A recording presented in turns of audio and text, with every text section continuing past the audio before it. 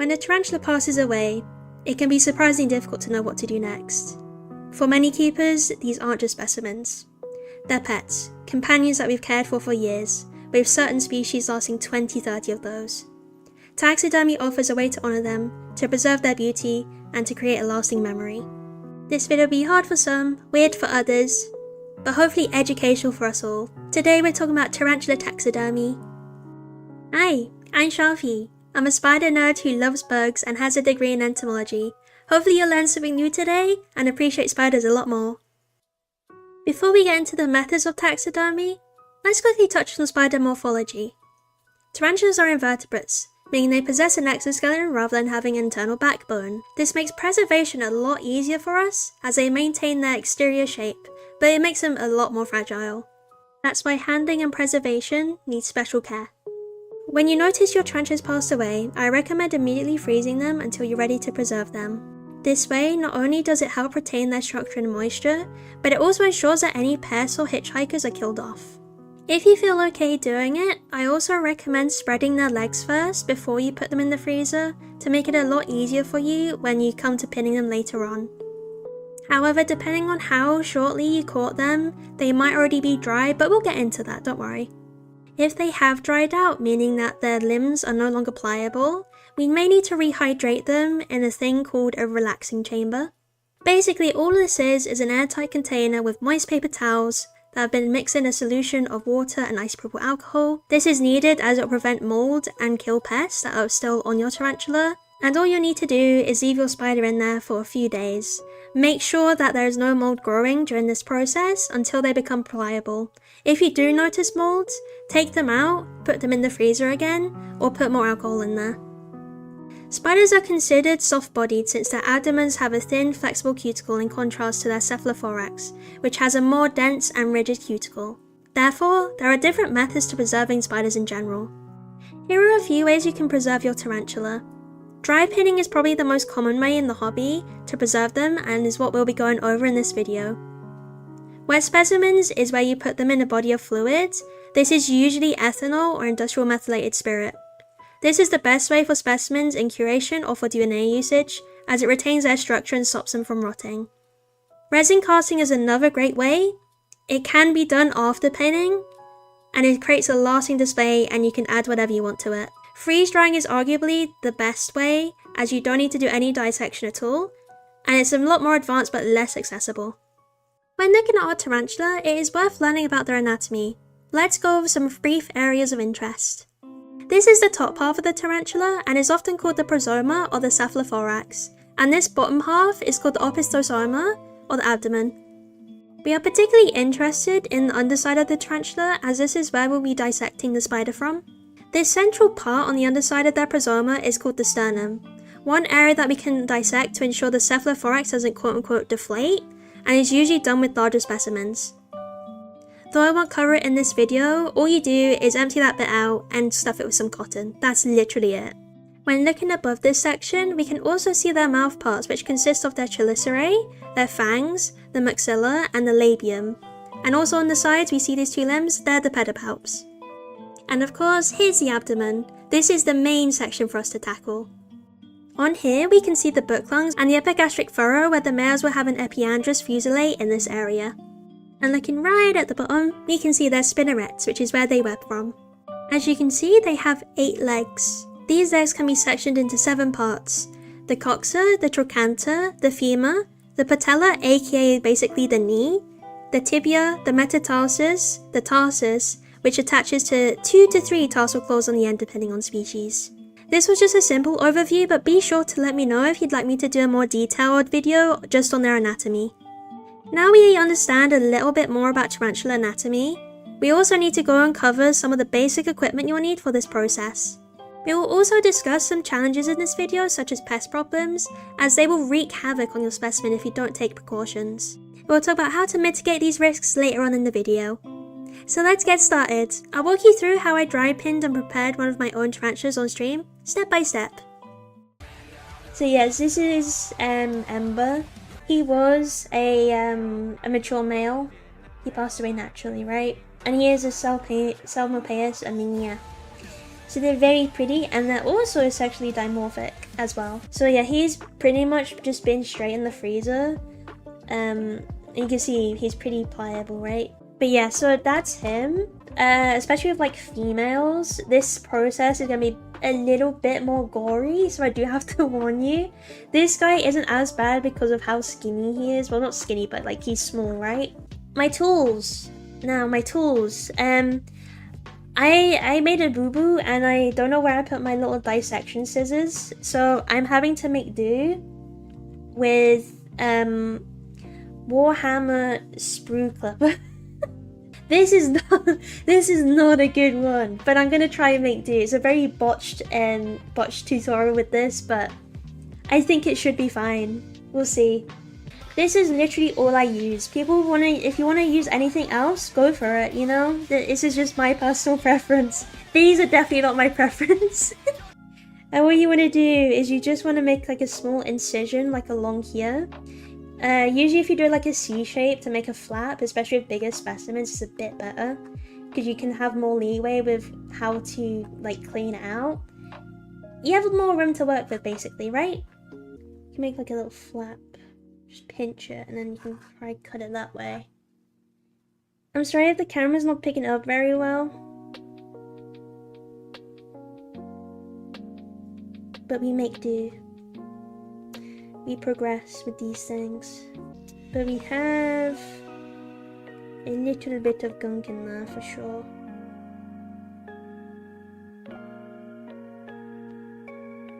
There we go.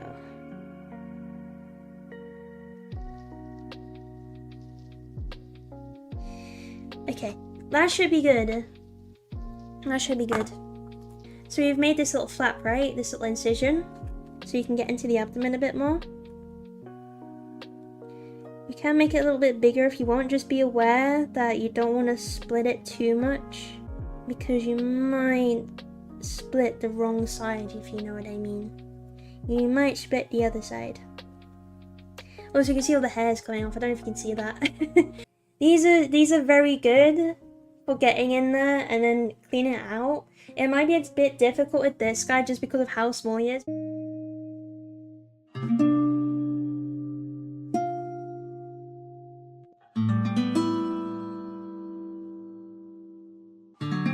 Just a cavity. There's still some goopy bits in there, so what I'm gonna do is just flush it out a little bit with my syringe. Just be mindful, it might make it a little bit damp.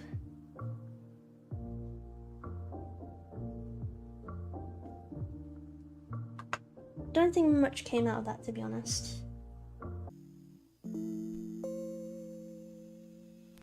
See, we got a bit more of that flushing it out. Yeah, at first, I mean, I even ripped the abdomen of my first one. It happens, they're so delicate, and you don't realize how delicate they are until you get to it. It's just practice, and you get better and better with it each time. You see it's kind of empty, and what you see is the exoskeleton of the abdomen. You don't see really many guts in there at all. That's what we want. That's what you want, right? Okay, so now we have that done. We get our nice cotton. You don't want it to be too big, just because it might rip the abdomen. So that might be a little too much. I'll take a bit off. The less there is, the better. Just start with small pieces at first if you're not sure, and then go from there. Like little balls. But usually, if you have like a big piece on the back of the abdomen, it's usually okay, and then you can fill it up from there, right? So I've just stuffed a little bit up here, and just push it up there. And then we'll get another piece, probably a bit smaller than that. Now obviously, because there's an opening up here, it's going to look a little bit weird. But this is the underside, right? So we're not too bothered about how it looks on the underside. We can just glue this up and call it a day. Unless you're like putting it in a glass frame where you can see both sides, then you might want to be a little bit more careful with it. Oops, I just pulled it out. I just pulled it out. So if I flip this over, if I flip him over, he's a little bit soggy, but his abdomen is pretty full. You can give it a little squish. If it feels full enough, that's good. If it looks like it was before you gutted him, that's also good. That's a bonus. And obviously we haven't ripped the top of the abdomen at all, so that is a good sign. We did good. There's no rips. But yeah. And we're basically just going to stick it together like this, right? We're just going to put them together. We're just going to plonk it on there. And then we're going to just put these together. And then just put the glue around a little bit. Obviously, if you're doing this with your good forceps, just give them a little alcohol bath after to get that glue off, and you should be fine. Just gonna scoop a little bit off. As long as it doesn't get to the front side of the abdomen, you should be fine. This is the ugly side. Ta-da! Doesn't he look the same? That's a nice thick abdomen. For him anyway, for him, because he's just a small little guy. Okay, so we have our plasterzote and our little polystyrene cube. This is where we're going to be pinning our little guy on, and he's going to sit here and dry for a good few weeks. Make sure, like, obviously you can spread the legs out fine, because you don't want to get like midway through and be like, oh no, the legs are like hanging off. So I put it between the second and third legs. All I do is pitch a tent like this.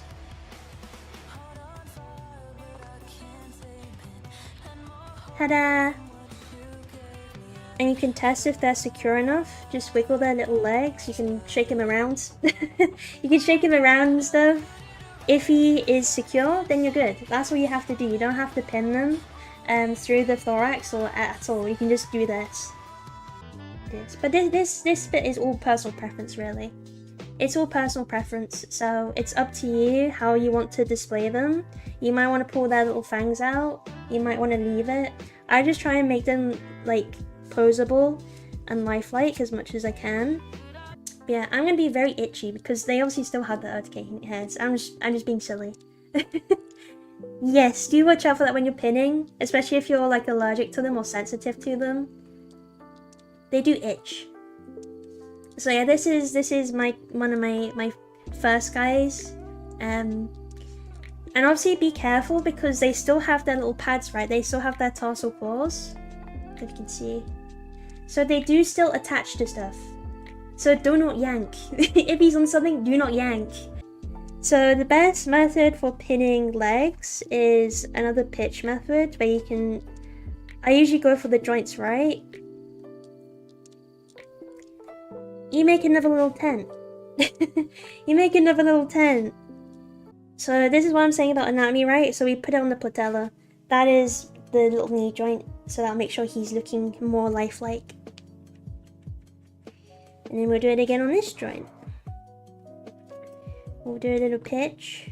Like that. Like that. And you can see from the side. That looks lifelike, doesn't it? And then if you see the little metatarsus is kind of sticking up now, all we do is we press down on the other joint like this and just go across. So when you look at it, it looks like his little foot is on pressure instead of it being sagging on his little legs. So it makes it look a bit better, right?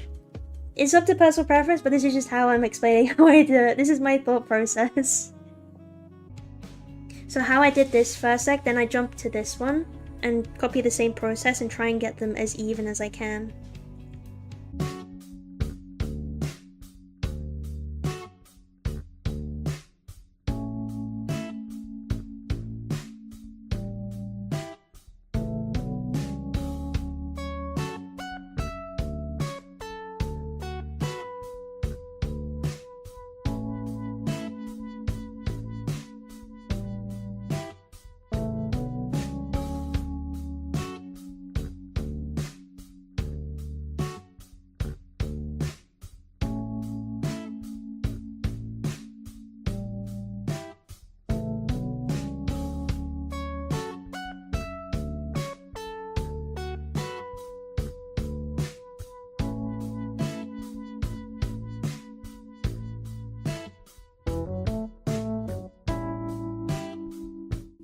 with the abdomen, because it's kind of heavy, it can sometimes shift around, especially with larger or female specimens. So again, just use the tent and just give it extra support. Just give it extra support. I mean, I don't really need to do it this guy because he's so small.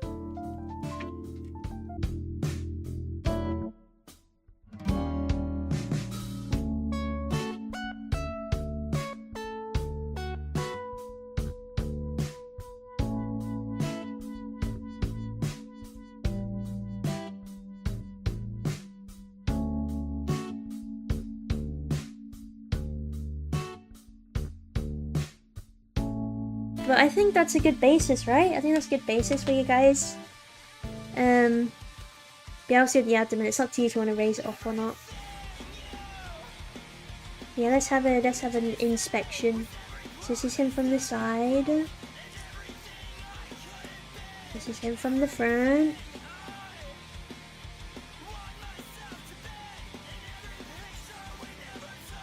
The other side. The booty. The booty. Yeah, I think that's I hope that was really useful for you guys. Yeah, he looks pretty lifelike, right? That's just my method. Some people just like to spread everything out, like as far as they can go, and like especially the fangs as well. Some people just like to do that, and again, it's just preference, right? I like my spiders looking like they're alive again. You know, that's what it is for me, is just bringing them back to life, right? So this is the best way to do it, in my opinion. If you're trying to get this effect, especially with this guy. If you're trying to get this effect where he looks like he's alive still. Okay, that's the hard part done. Now it's the waiting game. Before leaving our tarantula to dry, we need to ensure a couple of things. Number 1, that the conditions are right, and number 2, that no pest can get to them. For them to dry properly and to prevent moulding, we require a low humidity environment. Usually around 50 to 60% is okay. Any higher and problems can arise. Dehumidifiers, silica beads and borax will be your friend if you're struggling to maintain these correct conditions. In a container, you want to put your tarantula in there with the pinning board and a bed of silica beads or borax. This will help to absorb the moisture and hopefully dry them out in time. We also need to deter any pests from getting to our tarantula. Dermicid beetles, book lice and weevils can often cause devastation to pin collections. Here are a few ways we can mitigate these risks. One way is to allow your tarantula to dry in a storage container or a cardboard box. Though if you're using a cardboard box, we'll have to use repellents to make sure any pests are deterred. Something to note, do not use an airtight container to put your tarantula in, as this will help to grow mold and other nasties. But what we can make sure of is that the container doesn't have any gaps in it.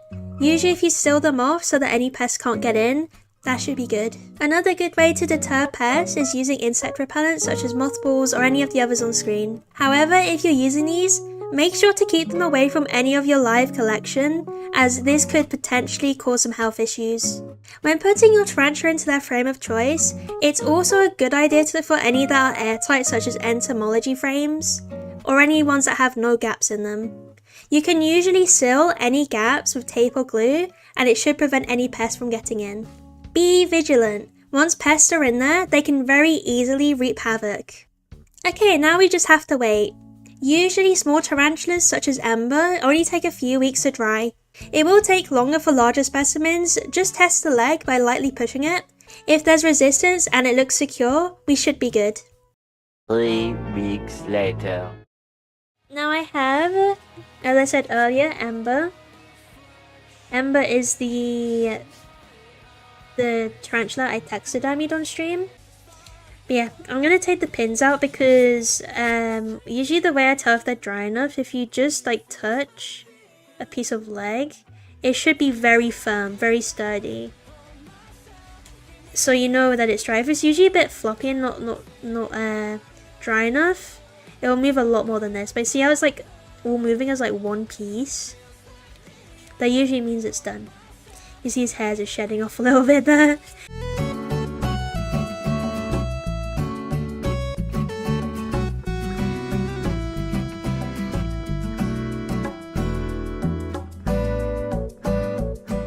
me go check. I'm gonna pick it on my fingers, which I don't advise because the urticating hairs are still on them, believe it or not. Believe it or not, they do still have itchy hairs. Here he is, in all his glory. This little guy. You'd think he's alive. You'd think he's alive, right? But yeah, I'm very happy with how he's turned out. If we turn him over, hopefully. Yeah, you can see the little, where the glue's dried. Yeah, it's really nice. I mean, I know it's a bit morbid, but like it's quite nice to just like look at them, right? To observe like how they're structured and stuff. It's quite nice. Let me turn him over. Yeah, as you can see, he's not very floppy at all. He's quite sturdy. So that's when you know they're dry. They're fully dry. But yeah, there's a little dude. I'm gonna put him in a little frame, or for now, just in a shadow box where I've got all my other ones. Okay, and that's everything for this video. I really hope this was educational and at least a little bit helpful for you. If you have any questions at all, feel free to let me know in the comments below. You can also catch me on the Tarantula Addicts Discord server, a community filled with invert and animal lovers alike. I also do streaming every Saturday here on YouTube and on Twitch, so be sure to pop by and say hi. Thank you so much for watching, and I will see you soon. Bye!